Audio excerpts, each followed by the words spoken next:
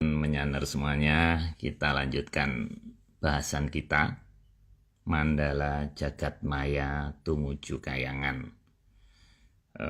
Mohon maaf 30 menit terlambat karena memang saya lagi di Bandung ini. Kita tunggu koneksi Mas Agung. Oke.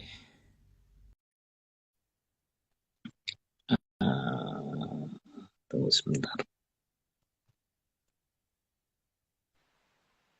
Nah, masuk ini Mas Agung. Mas. Halo, Pak. Ya, Selamat malam, Mas. selamat malam. Salamnya.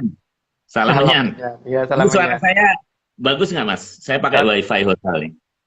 eh, Suara saat bagaimana? ini, saat ini jelas, tapi Oke. nggak tahu nanti ya. Yang jelas saat ini jelas sekali.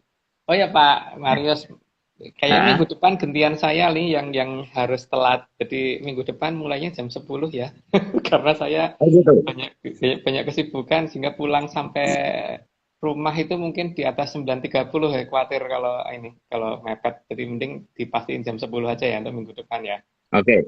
Jadi khusus untuk minggu depan itu jam 10. Tapi minggu depannya lagi balik Normal, jam 9. normal. Ya, ya, Oke. normal. Baik. Oke, Mas. Thank you. Saya posisi di Bandung nih, Mas Agung. Lalu lintas Wah, sudah ramai. nggak ajak-ajak ini. Ya, begitulah mengamankan cash flow Atlantis, Mas. Oh, gitu. Oke. Ya, kita lanjutkan Mas, ini ada 41 rekan-rekan yang udah gabung. Terima Oh, kasih, kita ya. lanjutkan. Hari ini saya mendapat kiriman dari Mas Nogo, Mas Iwan, sama Aryo. Ada 33 slide, cukup banyak ini. Makanya kita kebut kembali lagi ke flyer. Jadi banyak yang komen keren katanya. Seperti kayak Siti Sirik lagi naik sapu terbang. Keren sekali nih gambarnya nih. Oke, terima kasih Mas Nogo. Kita lanjutkan Mas Agung ya. Ya. Oke, ini slide pertama. Oke, Eh, ini penjelasannya panjang sekali. Ini saya Ya. bacain Mas Agung. Ya, Saya bacain monggo. dulu. Monggo. Oke, Kalau saya ya. kan malas baca. Monggo. Ya, baik, nanti Mas Agung bisa menambahkan. Ya. Yang dinamakan Jagat Ageng itu terdiri dari Arcapada atau bumi, Dirgantara, Akasa, dan Ngantariksa, yang masing-masing terdiri dari 7 lapisan. Pada dasarnya terdapat 3 jagat, jagat alit atau jagat kecil, yakni manusia itu sendiri, yang terdiri dari 7 lapisan. Dalam bahasa kekinian, jagat alit dikenal sebagai mikrokosmos. Jagat ageng atau jagat besar dalam bahasa kekinian dikenal sebagai makrokosmos dan total semua terdiri dari 28 lapisan dari Sapta Pratala sampai Sapta Ngantariksa. Jagat langgeng atau jagat abadi atau kayangan dalam bahasa kekinian versi kita yang dikenal sebagai eternal kosmos, mulai dari Sela Matangkep sampai ke kayangan Puncaking Pemalang. Bagi masyarakat Atlantis, di atas langit Atlantis itu masih ada Dirgantara, Akasa, dan Ngantariksa yang totalnya berjumlah 21 lapisan. Nah ini uh, ada tambahan Mas, silakan Mas. Ya. Tapi sebelumnya ini loh Pak ya, anggap aja kita dongeng aja gitu. Jadi tidak perlu Oke, harus dianggap dipercaya banget gitu ya. Tidak percaya tidak ya, apa-apa. Itu. ya. Jadi yang pertama itu tadi ada kekurangan sedikit tentang jagat alit. Jagat alit yang ada di diri manusia itu cukup banyak sebenarnya karena ada terdiri dari 63 ditambah dengan adanya Kolodro, Kolo Angkoro, Kolo Wiguno, Kolo Nimpuno, dan Nyowo serta Sukmo Sejati. Jadi cukup banyak sebenarnya, jadi bukan hanya 7. Jadi yang 63 ini kan terdiri atas 3 yang utama, terus kemudian masing-masing yang 3 itu terdiri atas 7, terus masing-masing 7 terdiri atas 3 lagi gitu. Jadi Hmm. sebagai contohnya di dalam jagat alit yang ada di dalam diri kita itu ada yang namanya daging kan. Daging itu kalau dalam bahasa Jawa yang punya itu Sang Yang Bathara Kemale gitu kan. Jadi itu nanti pada saat kita memoksa harus kita kembalikan kepada Sang Yang Kemale. salah satunya itu. Tapi ada 63 dan masih ada banyak, dan makanya kenapa kalau misalkan orang kemudian disuruh diem itu nggak bisa, karena di dalam kita itu selalu aja kepikiran macam-macam itu, karena di sini seharusnya mulai dari kalau angkoro, kalau lodro, kalau lodro, angkoro, nimpuno dan seterusnya itu harusnya dikeluarkan dulu baru kita bisa hening, karena mereka juga kalau ikut berpikir kan kitanya jadi mau mengheningkan cerita seperti apapun nggak akan bisa. Itu yang di dalam jagat kecil. Yang di dalam jagat gede itu jadi yang di luar badan kita sampai pada batas seloma tangkep gitu. Jadi pada di luar badan kita itu berarti mulai dari Pratolo. Pratolo itu kan kemarin sudah kita bahas dari mulai Eko Pratolo sampai Sabto Pratolo. Terus kemudian ada langit. Nah, langit itu kalau Atlantis sana itu membagi atas tiga. Tiga yaitu Dirgantoro, Akoso, sama Ngantarikso. Nah, kemudian untuk Dirgantoro juga dibagi lagi dari mulai Eko Dirgantoro sampai ke Sabto Dirgantoro. Itu terus kemudian untuk Akoso juga dibagi atas Eko Akoso sampai Sabto Akoso, terus kemudian Ngantarikso juga begitu dibagi dari Eko Ngantarikso sampai Sabto Ngantarikso. Nah, yang paling dekat dengan kita saja gitulah ya yang saya ini ya, tapi nggak semuanya, karena memang tidak diizinkan atau didetailkan secara ini. Jadi yang paling dekat dengan kita kan ada Eko Dirgantoro, itu yang salah satu penguasa dari Eko Dirgantoro kan Sang Hyang Bathara Sucitro, itu putranya Sang Hyang Bathara Indro. Nah, tapi untuk yang lain mohon maaf saya tidak bisa ini menjelaskan di sini, karena ini ya apa namanya, memang bukan tugas kita untuk membuka ini semua, cuman mungkin kalau satu dua ya nggak apa-apa gitu. Itu Pak Marius. Jadi Baik. kalau di Atlantis itu mengenalnya langit itu berarti 21 lapis ya, bukan bukan 7 lapis, jadi 21 lapis. Dan untuk jagat alit itu ada 63 plus berapa itu tadi ya? Laludra, Angkoro, Piguno, Nimpuno, terus kemudian Nyawa, tambah 4, kita tambah 6 lagi ya. Gitu Pak. Jadi cukup banyak. Jadi tidak cuma satu dua, apalagi kalau dikatakan cuma empat penjuru arah angin tambah satu di tengah, itu enggak banget ya. Jadi manusia tidak sesederhana itu gitu. Itu Pak. Itu versi Veda Sasongko saya ya. Iya, Oke, Mas. Pak, monggo. Oke, makasih Mas Agung. Bagi rekan-rekan yang baru gabung, tidak terlambat karena kita baru mulai 9.30 memang. Dan untuk minggu depan kita jam 10. Tapi Ya, minggu depannya lagi normal normal. jam 9.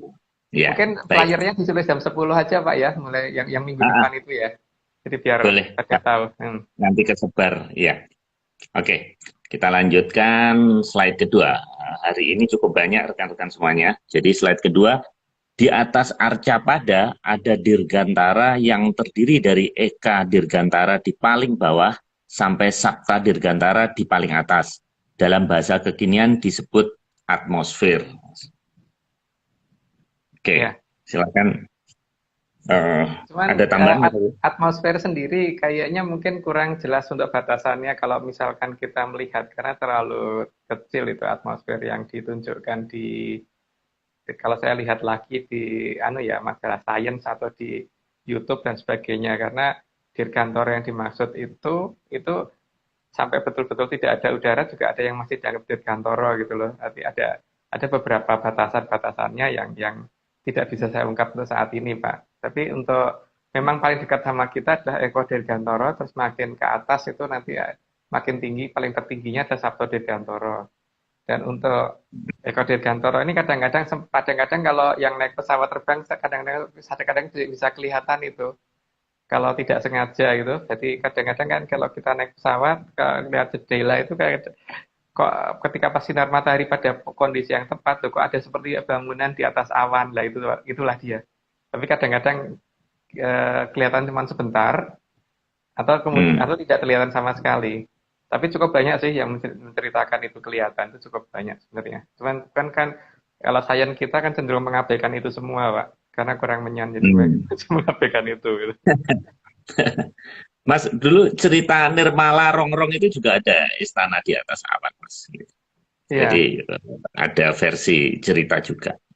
Baik, kita teruskan rekan semuanya slide ketiga.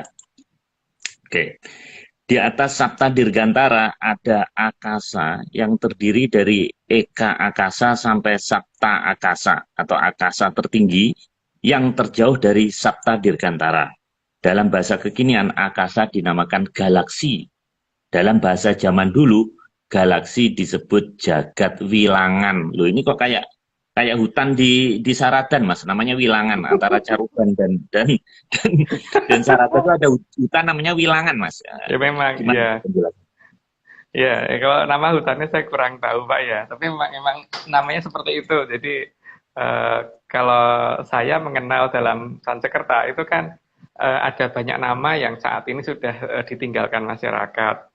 Jadi memang kita kenal kok sebenarnya. Tapi kalau dikatakan kita nggak di negara kita tidak ada nama untuk seperti planet dan sebagainya ada itu. Cuman mungkin ntar itu pembahasannya ya. Ada semua nama-nama itu dan galaksi itu dalam bahasa kita disebut jagat bilangan gitu ya.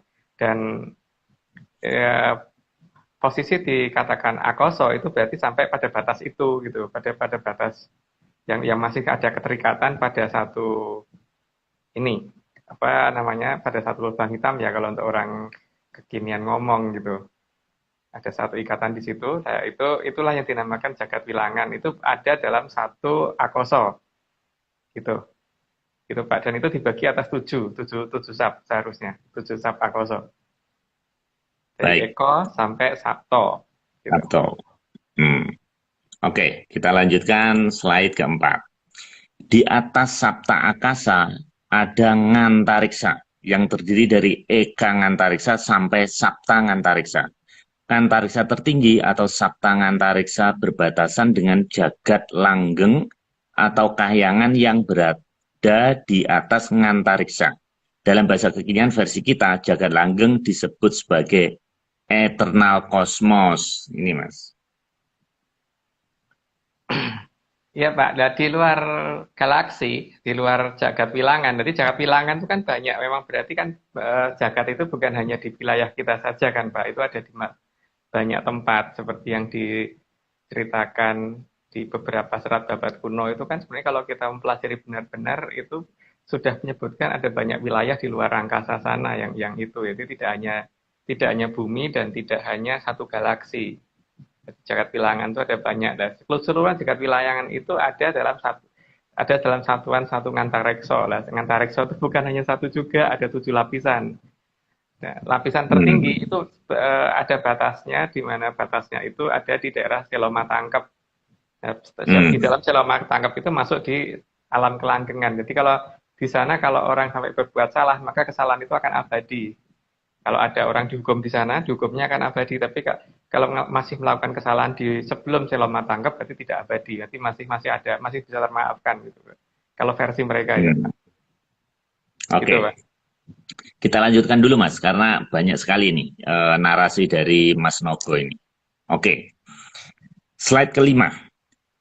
Di ujung Sapta Ngantariksa ada jebakan dari Sang Hyang Batara Kala untuk menjebak agar makhluk jatuh ke panca pratala.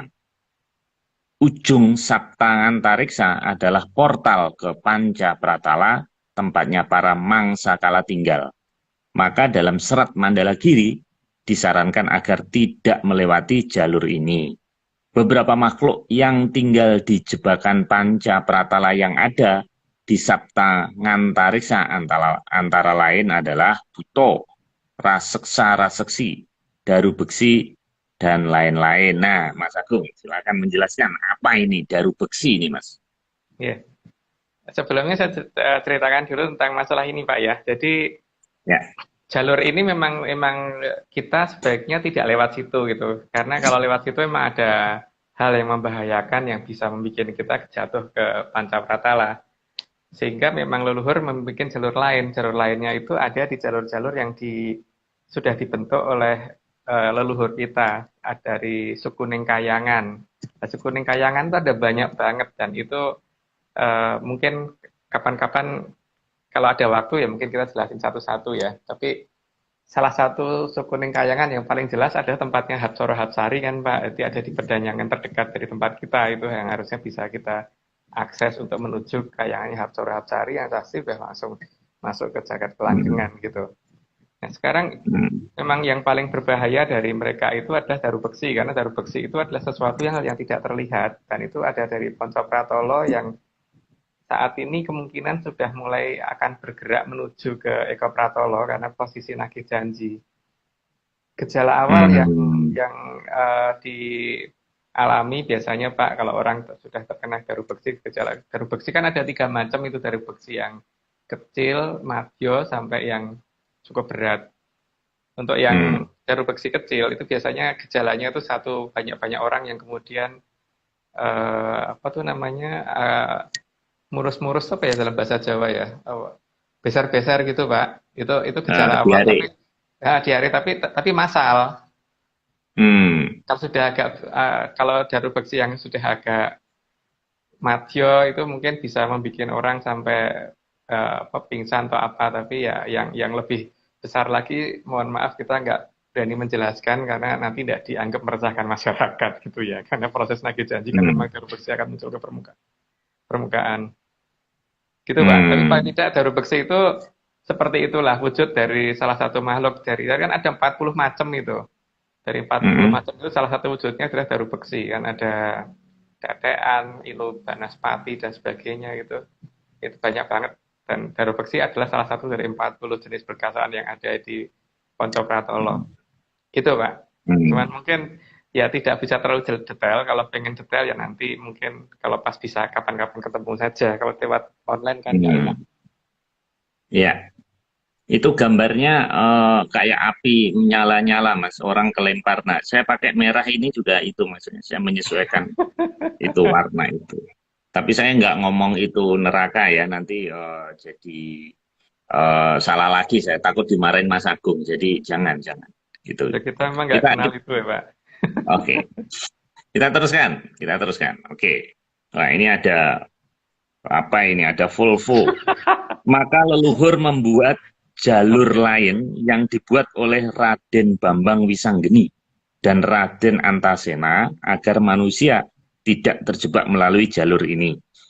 Jalur naik ke Kayangan yang diatur oleh Raden Antasena dan Raden Bambang Wisanggeni sungguh merupakan jalur yang bagaikan jalur khusus kelas VIP bagi masyarakat Atlantis. Wah, ini busway Mas ini, Mas.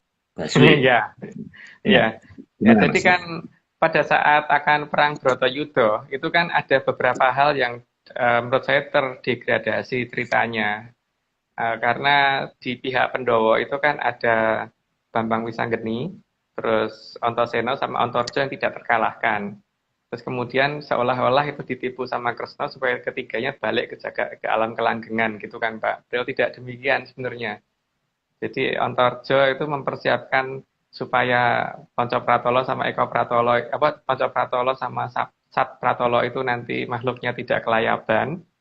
Terus kemudian si Antasena itu sama Bambang Wisanggeni itu mempersiapkan jalur ketika nanti ada korban dari Bratayuda supaya mereka tidak masuk ke Panca Pratolo melalui Sabto Ngantariksa. Makanya dibikinkan jalur khusus oleh mereka berdua itu ada di Mandologiri ya seharusnya cerita ini gitu Pak sehingga akhirnya kan kalau bagi masyarakat Atlantis masuk ke Kayangan itu lebih gampang daripada masuk ke Ponco Pratolo gitu gitu Pak. Hmm, iya. Tadi Mas kok jatuhnya ke Ponco itu kenapa Mas ya? Yang tadi slide sebelumnya itu. Karena di situ kan ada tempatnya Kolo Mongso dan Mongso Kolo loh Pak. Jadi mereka memang Oh, mencari mangsa untuk mereka kan. Jadi kalau kalau misalnya kita hmm, salah langkah dan tidak mengenal peta ya ini untuk masyarakat Atlantis menganggap bahwa seperti itu yang terjadi maka ya kemudian harus diadakan jalur khusus untuk mereka gitu yang disediakan oleh hmm, nenek moyang mereka maka disitulah mereka sangat menghormati banget Hapsoro Hapsari dan sebagainya itu seperti yang kita ceritakan di awal-awal kemarin itu gitu Pak. baik. Kita teruskan Mas. Slide ketujuh dari 33 slide. Sehingga ada tangga istimewa yang dimiliki masyarakat Atlantis untuk mencapai Kahyangan tanpa harus melewati Sapta Ngantariksa. Nah, ini ada shortcut, Mas. Ya, ya betul Pak, Ya. emang ada.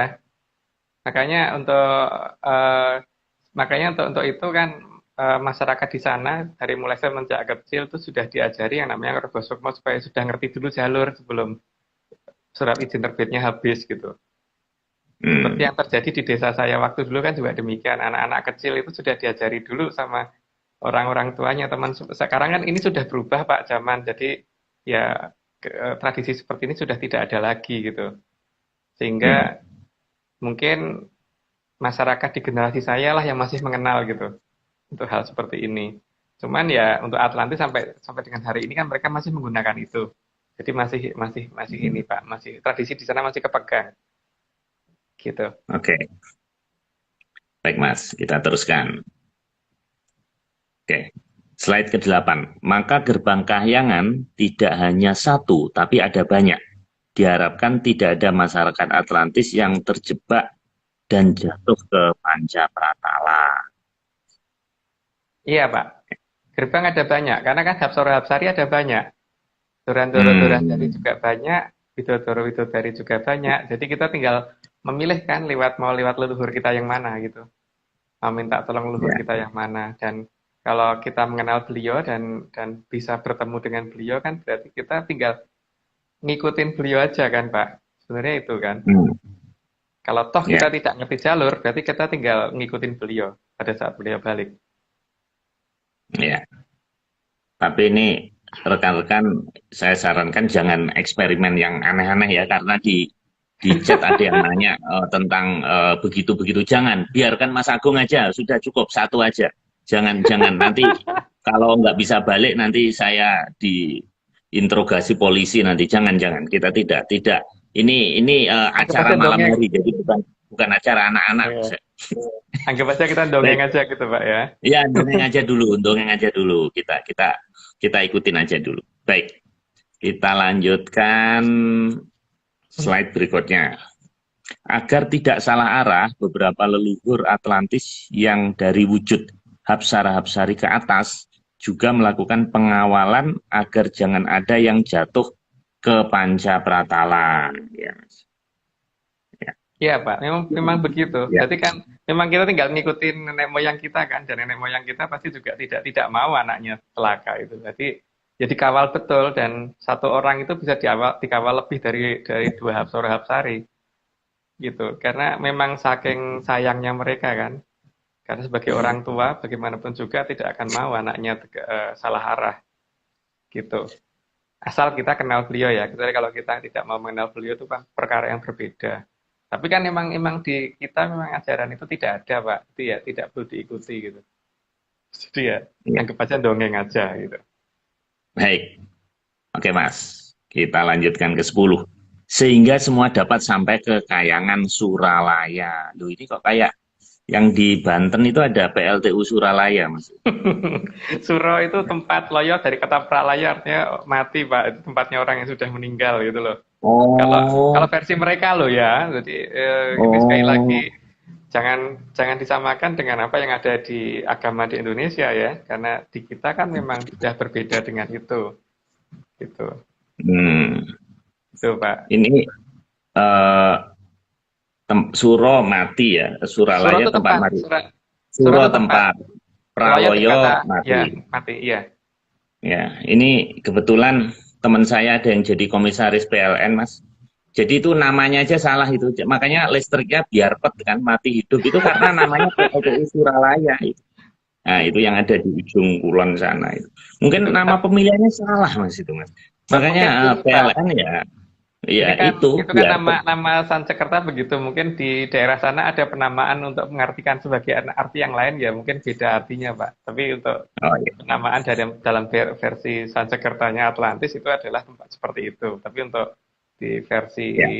masyarakat sana nggak tahu ya, gitu. Oke. Oke, Mas, kita lanjutkan. Slide ke-11.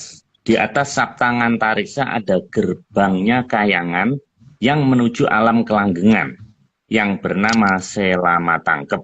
ini merupakan gerbang umum. Nah, ini gimana nih Mas penjelasannya? Ya, Selama Tangkep ada di atasnya Sabto Ngantarekso. Tapi gerbang ini sekarang tidak digunakan.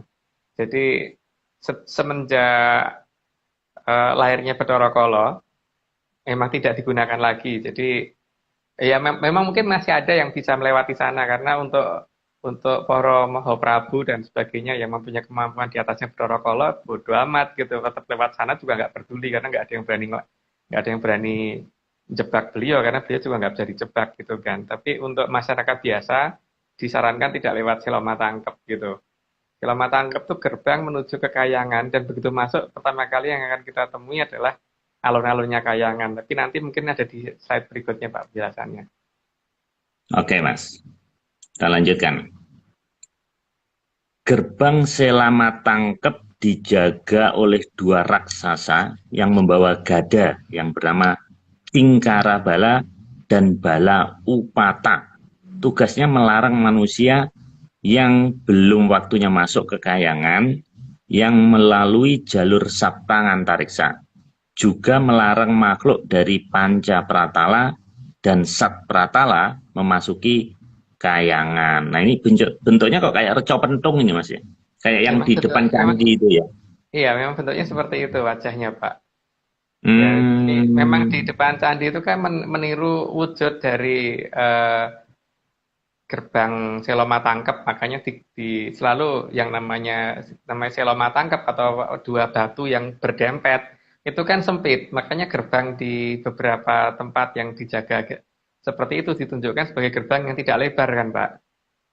Gitu. Dan hmm, makanya diusahakan dari batu kali sebaiknya karena selo matangkep kan.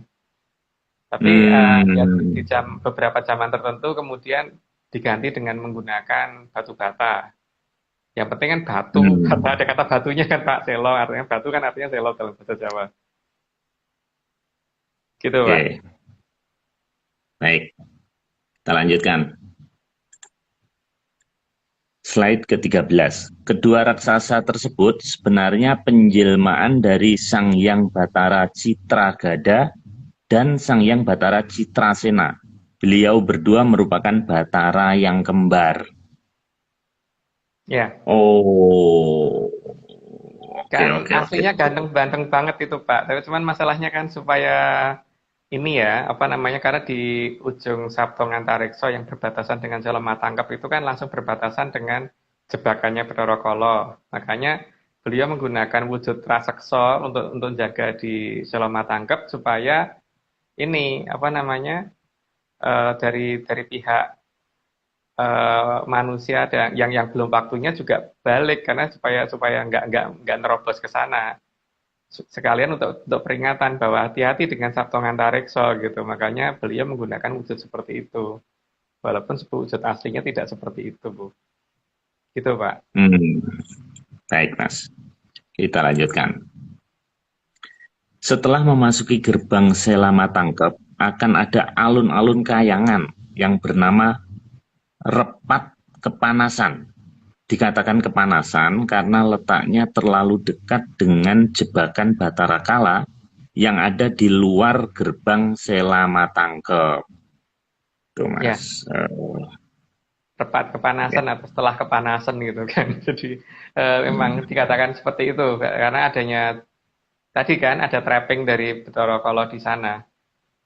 Dan Hmm, itu makanya dikatakan seperti itu dari tempat setelah melalui daerah yang kepanasan gitu. Itu ada alun-alunnya Kayangan. Lanjut dulu aja Pak. Karena kalau saya terusin oke. nanti player-player berikutnya sudah langsung terjelaskan itu. Saya langsung ngomong. Oh, iya. Jelaskan dulu aja. Saya nggak bilang itu oro-oro maksar loh Mas ya. Enggak, itu hanya kemiripan ya. Oke, slide ke-15. Bagi siapapun yang sudah memasuki jagat langgeng di atas selama tangkep, maka kemampuan optik mata kita adalah pandangan 4 dimensi. Artinya, saat kita memandang sebuah objek di sana, maka objek tersebut akan terlihat tampak depan, tampak belakang, tampak samping, tampak atas, dan tampak bawah secara bersamaan. terkesan tidak nalar karena memang ini tidak sekedar di luar nalar manusia, tapi di atas nalar manusia. Ini satu contoh nalar dari sisi kayangan ini Mas. Ya, Seru ini.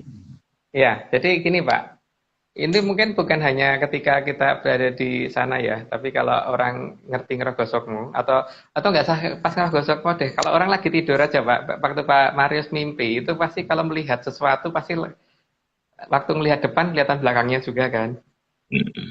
Ya. Ya itu ketika sukma sejati yang memandang itu seperti itu. Jadi tidak melihat depan ya depannya doang gitu. Jadi ketika kita melihat sesuatu tuh ya langsung depan belakang atas bawah kelihatan semua. Jadi kalau kita melihat rumah dari depan maka dalamnya juga kelihatan gitu. Jadi apalagi kalau sudah masuk selama tangkap karena berarti kan cuma sukma sejati yang sampai sana. Itu memang seperti itu. Itu versi penjelasan dari mereka gitu Pak. Jadi anggap aja dongeng Ya. gitu ya. Ya. Tapi memang betul nih di dalam astral projection itu memang badan halus itu bisa keluar, bahkan kita kadang-kadang bisa melihat kita sendiri gitu dan itu apa namanya langsung 360 derajat memang bisa melihat. Nah itu apa yang dilihat tergantung dari ininya, sebetulnya tergantung dari kita, gitu. Kekuatan roh kita gitu. Nah kalau rohnya sekuat Mas Agung ya yang dilihat seperti itu. Tapi kalau saya yang saya lihat yang 19 detik itu mungkin ya belum nyampe situ saya karena arahnya beda gitu ya. Oke Mas, kita lanjutkan. Di alun-alun repat kepanasan inilah biasanya diumumkan kejadian besar yang akan menimpa Arjamada. Manusia yang bisa ngeragah suksma dan bisa mencapai alun-alun repat kepanasan melalui jalurnya para hapsara-hapsari dapat mendengar pengumuman dari kadewatan. Biasanya yang mengumumkan adalah Sang Hyang Batara Panarican. Nah, ini pengumuman apa ini?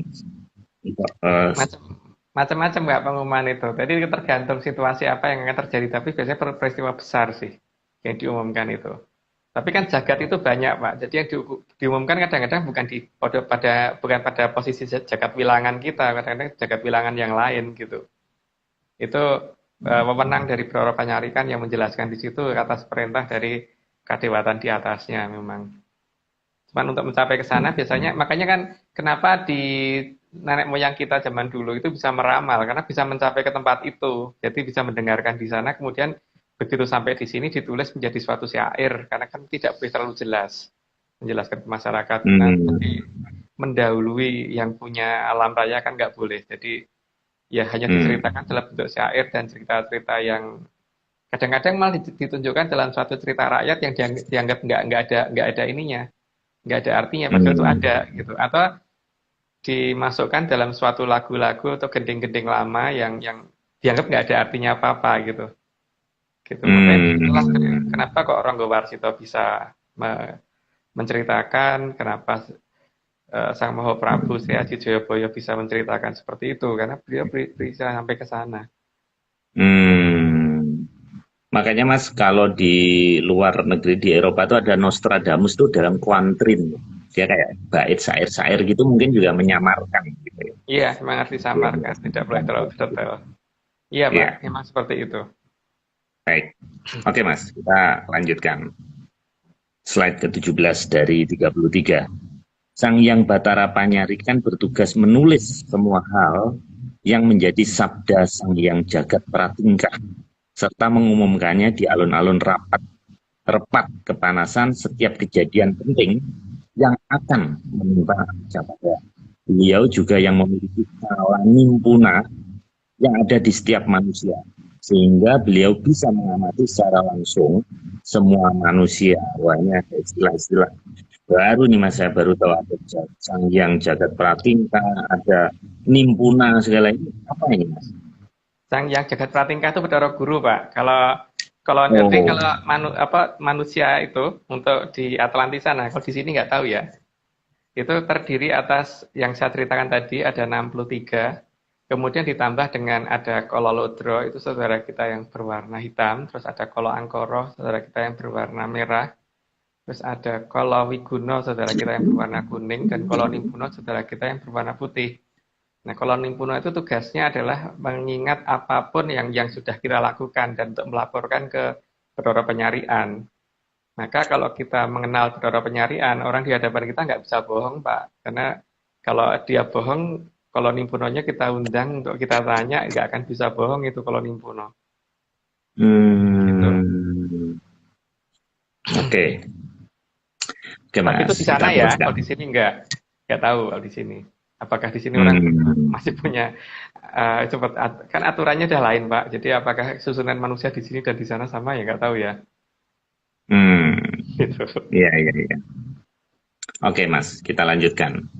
18.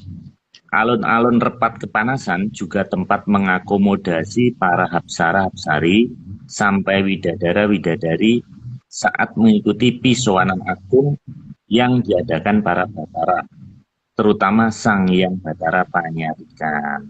Ini, Mas. Ya, Alun-alun Repat Kepanasan, Mas. ya karena yang Ya. bertugas memberikan pengumuman memang Betara Penyarikan, tapi juga tidak menutup kemungkinan seperti Bedoro Wisnu dan sebagainya juga akan mengadakan pengumuman di sana, terutama ketika misalkan Wahyu Cakraningrat mau turun gitu kan, biasanya Bedoro Komojoyo yang nganter. Nah, itu juga beliau akan mengadakan pengumuman dulu di sana. Biasanya didampingi sama Bedoro Penyarian dan yang lain-lain. Atau waktu Bedoro Wisnu mau turun dan sebagainya gitu, Pak. Jadi Oke. memang di sana juga ini, makanya kan kemudian Hapsoro Hapsari dan Widodoro Widodari supaya menyiapkan anak putunya yang ada di Arcokodo untuk bisa menerima. Jadi kan pengumuman dulu, terus sekian lama baru beliau turun gitu kan, supaya sudah ada yang bisa ketempatan gitu. Karena itu yang bisa menyiapkan kan para Hapsoro Hapsari dan ke atas supaya ada anak cucu yang bisa ketempatan. Wahyu Cakraningrat tersebut. Hmm. Gitu, Pak. Oke. Oke, Mas. Kita lanjutkan. Ini panjang sekali nih narasi dari Mas Ogo ini saya bacakan rekan-rekan ya. Di atas alun-alun Repat Kepanasan terdapat kayangan Suralaya. Dalam bahasa Sanskerta, Sura berarti tempat, laya dari kata pralaya yang artinya mati. Ya, itu tadi kita sudah sempat singgung ya. Kayangan Suralaya merupakan tempat tujuan kembali ke asal dari masyarakat Atlantis dan tempat ini sangatlah jauh dari Panca Pratala. Pencapaian kekayaan Suralaya agar tidak salah jalan melalui Sabta Antariksa, maka masyarakat Atlantis akan ke sana melalui jalurnya para masyarakat dari melewati suku Ningkayangan atau Kayangan. Saat manusia sudah mencapai kayangan Suralaya, disinilah pencapaian minimal dari yang disebut dengan Sangkan Parandumadi. Jadi Sangkan Parandumadi adalah sebuah posisi yang pencapaiannya hanya bisa dilakukan dengan sebuah laku. Jadi bukan berupa ajaran semata. Waduh, ini filosofi Mas. Lihat. Oh salah Pak, bukan filosofi karena Bukan apa ini. kalau di tradisi kuno itu kalau kita belajar filosofi malah akan kesesat. Karena filosofi itu justru yang akan membuat jauh dari tradisi kita yang asli. Contohnya ya Pak ya, dalam Wahyu Hastobroto itu kan salah satu perlambang adalah Bathara Baruna. Difilosofikan Bathara Baruna adalah dewa laut sehingga diasumsikan bahwa laut itu akan selalu berwarna bening ketika kedapatan kotoran dari manapun. Terus artinya orang yang ketempatan Bathara Baruna berarti orang itu mendapat masalah dari manapun akan tetap bisa berpikir jernih. Apa itu salah? Enggak, tapi enggak tepat karena akhirnya sosok Bathara Barunanya udah enggak ada. Gitu kan, Pak? Filosofi ini menjauhkan dari kondisi asli, hati-hati. Gitu ya. Jadi untuk dalam hal seperti ini itu Sangkan Paraning Dumadi itu minimal adalah sampai di Suralaya karena di Suralaya memang tempat manusia kebanyakan ada di situ. Tapi untuk beberapa yang mempunyai tataran lebih, misalkan dari mulai Tumenggung sampai ke Mahaprabu, biasanya tatarannya bisa sampai ke tataran dewa-dewi ke atas gitu. Jadi ada seperti misalkan Mahaprabu Sri Adi Jayabaya gitu kan paling tidak sebagai titisannya Bathara Wisnu ya berarti berhak menempati kayangan Untara Segara tempatnya Bathara Wisnu gitu Pak. Dan bisa lebih tinggi gitu tergantung dari laku yang pernah dilakukan dijalankan selama masih hidup dari manusia dulu. Tuh kalau versi di Atlantis seperti itu. Jadi kalau bagi mereka yang paling penting adalah mapping. Bukan orang itu baik atau enggak baik, tapi ngerti jalan apa enggak gitu. Kalau enggak ngerti jalan ya embuh, tapi kalau ngerti jalan itu bagaimanapun juga tetap akan nyampe. Tapi itu versi mereka, ya anggap kita dongeng gitu, Mbak. Pak Maris sudah mulai ini loh, mulai agak blur gambarnya. Ntar lagi mesti putus-putus nih suaranya kalau udah gini nih. Sudah mulai apa kotak-kotak gitu loh. Kotak-kotak. Nah, Mas, makanya di layar kan bentuknya kayak orang jalan, kayak apa naik sapu terbang ya, itu mungkin mencari jalan kaki. Nah, Mas Artu, jadi manusia itu bisa menempati posisi tadi yang jiwa-jiwa tadi, sebetulnya kita bisa nyampe sana juga manusia itu.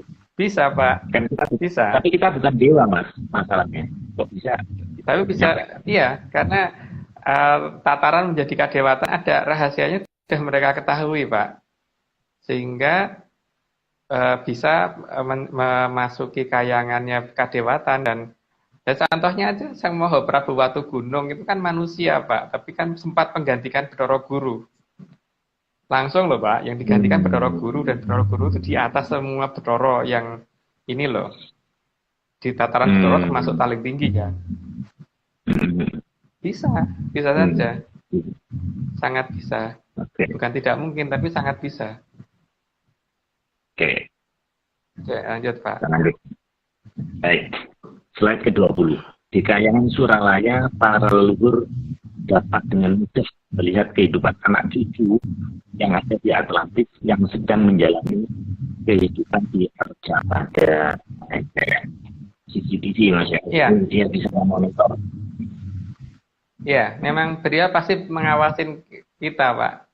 Dan ketika ada sesuatu hal yang dengan kita yang tidak sesuai untuk mereka, maka biasanya langsung memberitahu Rohasari terdekat atau mengirimkan ke Sosrodoro yang supaya mempengaruhi pikiran kita, supaya paling tidak kita mengerti bahwa itu salah itu.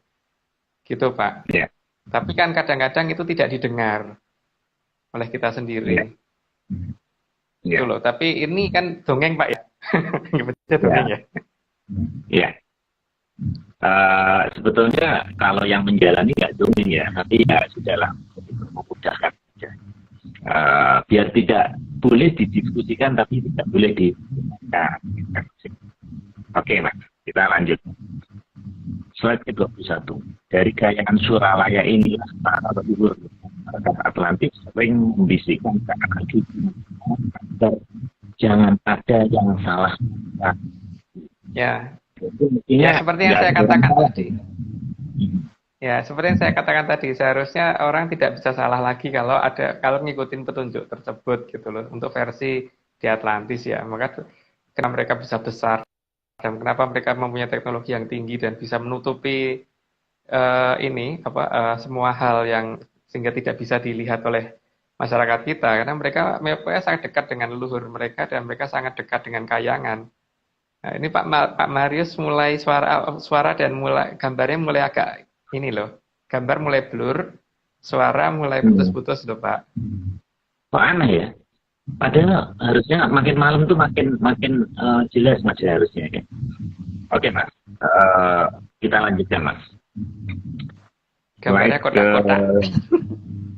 Masa sih? Padahal jelas ini saya. Oke, Mas, kita lanjutkan ya. Slide ke-22. Bisikan ini nadanya mirip dengan getaran sasradara yang terdengar bagaikan bunyi ribuan burung dara yang bunyi secara bersaut-sautan. Dulu kan kita pernah bahas Mas ya, sasradara. Ya, sastra itu kan 1000. Doro itu ya burung dara gitu. Jadi 1000. Suaranya seperti ribuan burung dara yang berbunyi bersaut-sautan. Sehingga kalau kita nutup telinga kita kan dengingnya itu seperti itulah. Itulah namanya sasradara. Cuman sasradara itu tiap orang sebenarnya beda. Tapi cuman bisa mendengarkan dalam dalam gelombang yang sangat pelan apa enggak. Kalau nggak bisa mendengarkan yang dengan pelan, berarti ya kita nggak akan ngerti, cuma seperti denging yang ini doang. Tapi kalau kita terlatih untuk mendengarkan itu dan bisa memperlambat ini semua, maka ini akan kelihatan suara apa pesan apa akan kedengaran, Pak. Cuman ya itulah cara untuk memelankan itu kan kalau di negara di peradaban kita nggak ada lah. Kalau di Atlantis ada langkahnya. Ya, di Weda Sasongko yang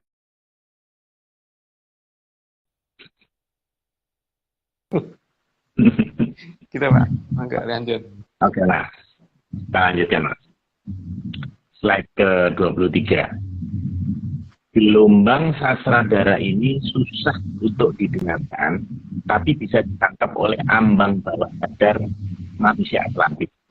Sehingga kadang terdefinisi melalui mimpi pada saat pus tak tajam atau tergambar secara sepintas dalam dada.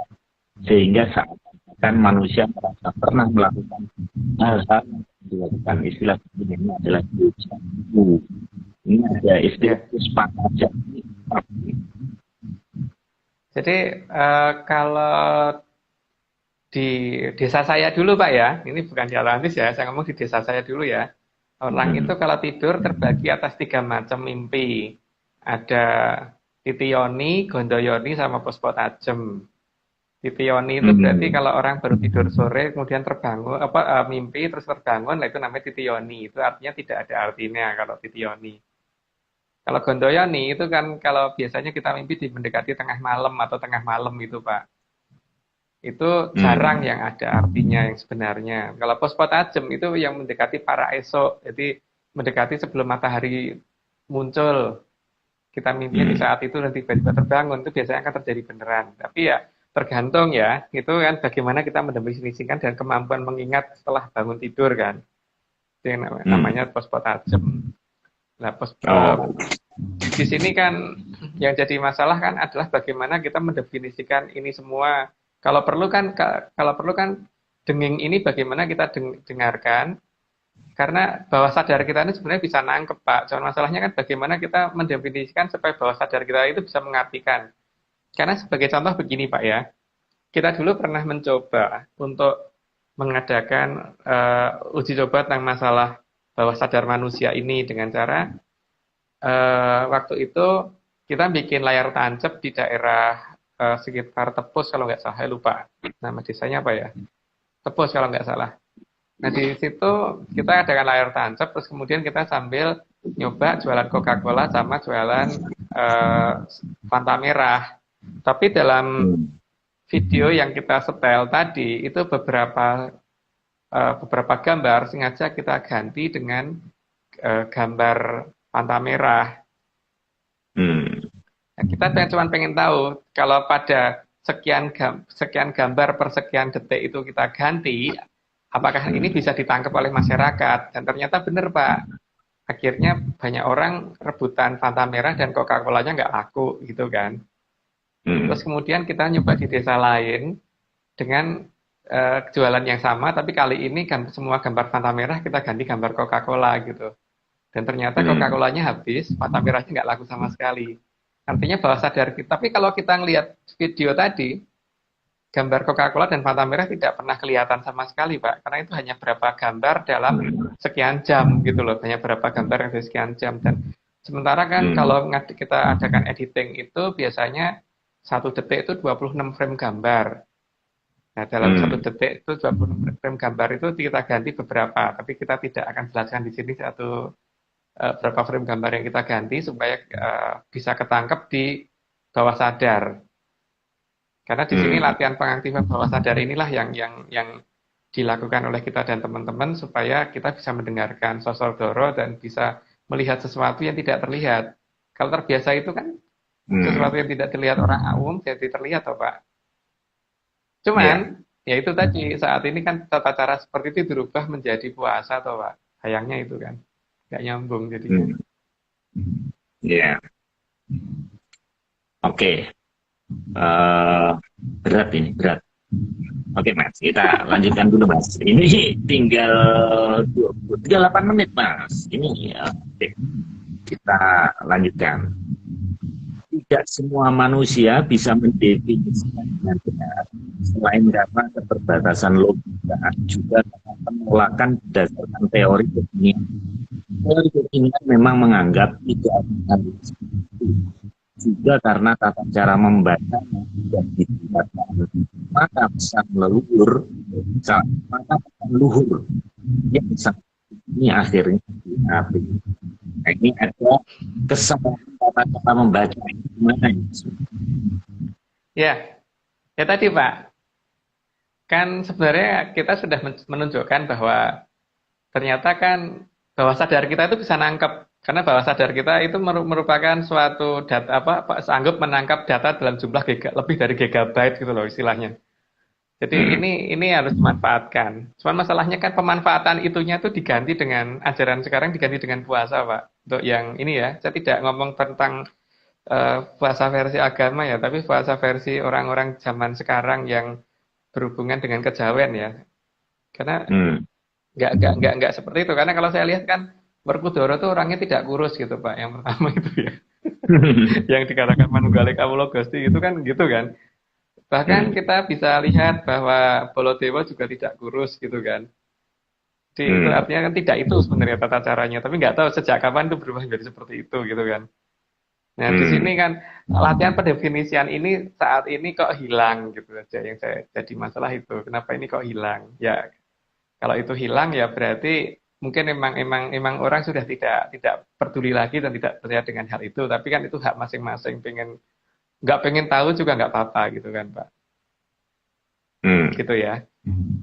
Karena kan teori kekinian emang mengabaikan itu. Jadi yang dianggap itu tidak ada atau dianggap itu halu gitu, halusinasi gitu. Padahal nenek moyang kita dulu di bawah Mahaprabu ada dua Mahapatih. Satunya Mahapatih Rakyat Mahapatih Ihino yang Mahapatih yang tertinggi atau Wapres kalau sekarang, terus Rakyat Mahapatih Ihalu gitu kan, Ihalu, berarti kan halu supaya bisa, iya benar, supaya bisa menangkap halu Pak. Itu Mahapatih yang tugasnya menerima sesuatu dari kayangan, jadi yang harus benar-benar bisa menangkap sesuatu yang dianggap halu, gitu loh. Jadi halu itu penting untuk zaman dulu, kalau zaman sekarang enggak, gitu ya Pak. Ya. Padahal hal-hal besar itu awalnya dari vision, dari halu itu kan. Iya, dari halu. Nah, jadi kalau halu, kita nggak boleh berhalusinasi, ya itu hak mereka gitu. Tapi kalau saya sih lebih seneng halu-haluan sih Pak. Seperti kayak Jules Verne nulis buku itu akhirnya menginspirasi Thomas Alva Edison dan lain sebagainya sebetulnya. Inspiring. Atau mungkin dia sudah melihat ke depan, nah baru kita mewujudkan. Ya. Makanya zaman dulu kan itu jabatannya Mahapatih loh Pak, Ihalu itu jangan salah loh, bukan cuman RT RW loh, Mahapatih Ihalu itu. Ya mau lanjut Pak. Oke. Kita lanjut rekan-rekan. Slide 25. Tidak sampainya peringatan para leluhur inilah yang menyebabkan mereka sedih. Para leluhur tidak bisa berbuat apa-apa karena tidak punya hak untuk ikut campur secara langsung dengan kehidupan di Arja, Pak. Ini sinyalnya putus berarti. Nah, jadi ada. Iya Pak, komunikasinya terputus. Jadi ya seperti itu yang terjadi. Jadi emang leluhur kalau sampai Suralaya tidak boleh, tidak punya hak. Kecuali kalau bisa sampai tataran di atasnya Pak. Kalau beliau minimal bisa berubah jadi Hapsara Hapsari, berhak turun. Tapi kalau hanya bisa sampai di Suralaya, hanya bisa melihat yang di bumi bagaimana gitu. Di bumi itu belum tentu bumi pada posisi kita ya. Karena Eko Pratolo aja kan luas. Dan Dwi Pratolo lebih luas lagi kan. Yang terluas di bumi kan di Dwi Pratolo. Oke, lanjut dulu aja Pak. Oke, kita lanjut.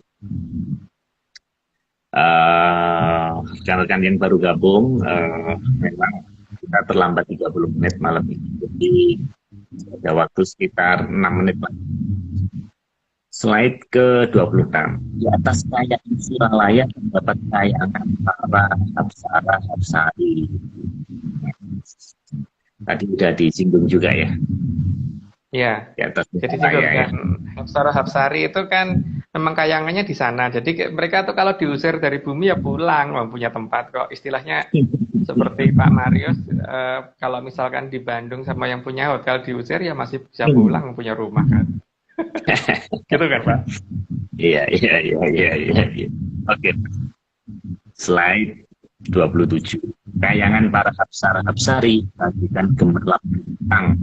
Kalau dilihat dari kayangan Suralaya, bintang-bintang Ya, ya penggambarannya seperti itu memang. Ya penggambarannya seperti itu. Makanya leluhur kita kalau bisa berubah menjadi Hapsara Hapsari bisa masuk ke kayangan sana atau dibikinkan kayangan baru oleh Hmm. Kadewatan. Terus kemudian berhak turun untuk ikut ngatur di Arjopodo. Gitu Pak. Hmm.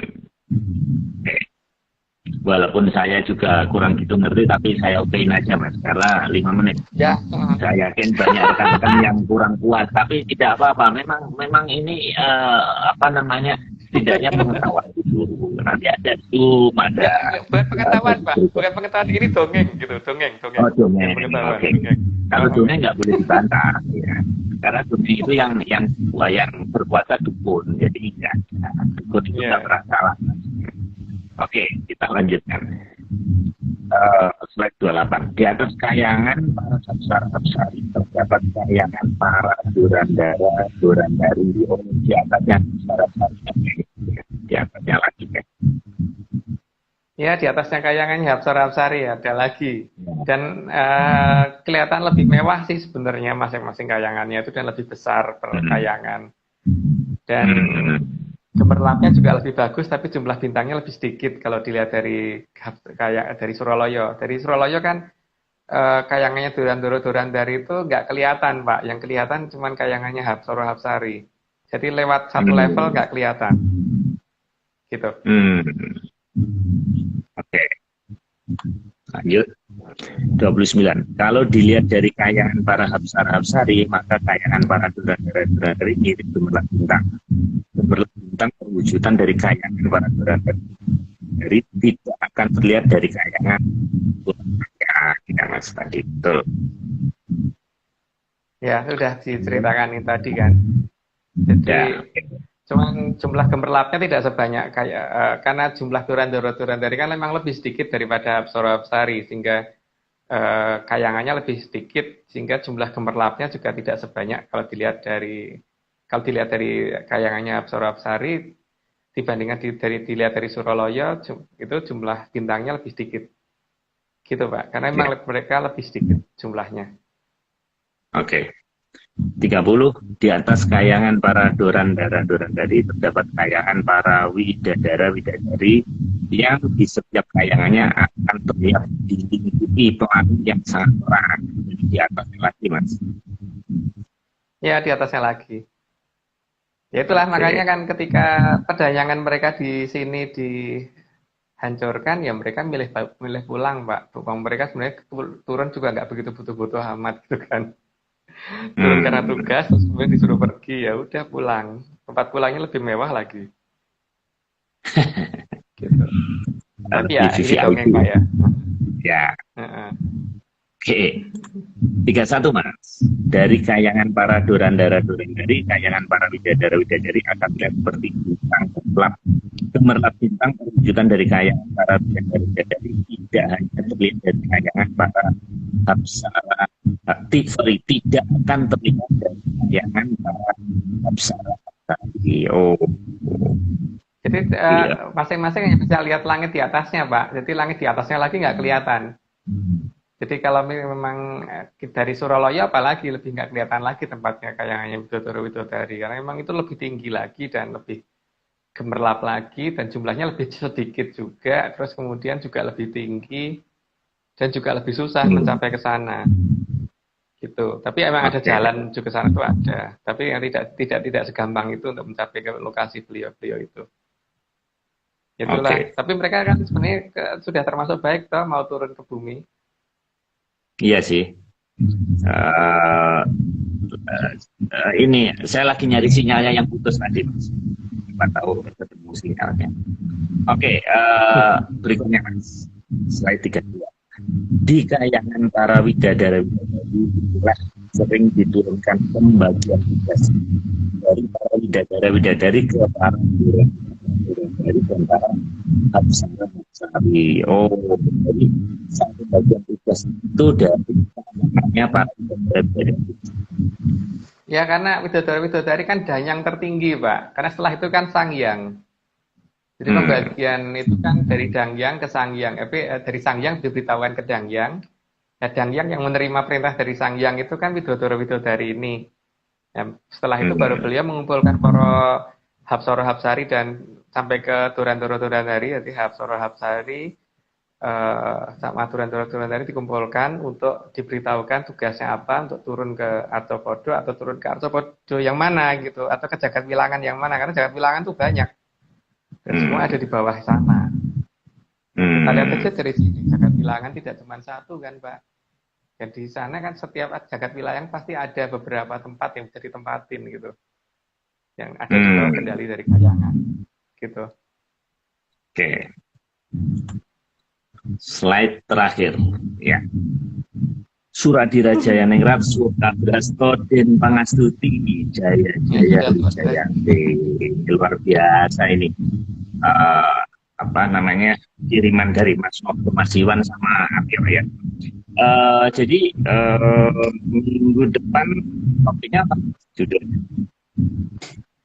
Minggu depan yang jelas kita mulai jam 10 ya Pak. Nanti jadi dari flyer kita tulis di jam 10 malam pertama itu. Terus minggu depan berarti kan kita akan mencoba menjelaskan dari mulai kayangannya Dewa Dewi sampai ke kayangan Jonggiri Saloko dan bagaimana itu terbentuknya Jonggiri Saloko dan sebagainya gitu nanti. Kalau mencukupi waktunya, jadi kita lihat dari ininya berapa banyak flyer yang memungkinkan kan.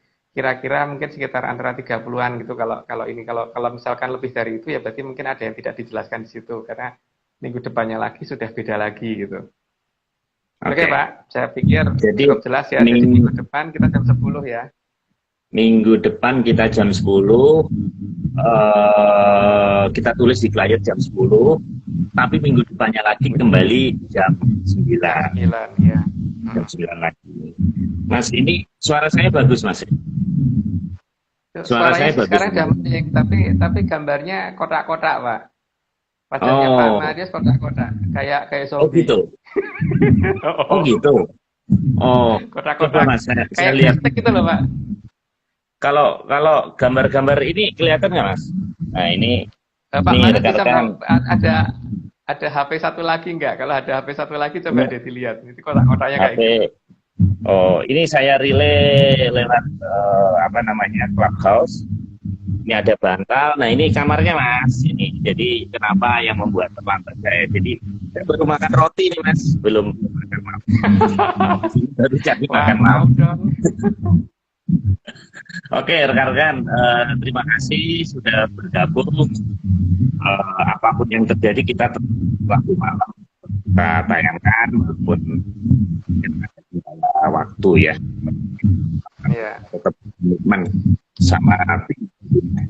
Oke, cukup salamnya sampai ketemu ya. Terima kasih. Ini sesi keempat dibagi 14 bulan Mas. Cukup juga ini. Oke. Selamat malam, salamnya. Ketemu lagi di Rabu Minggu. Ya.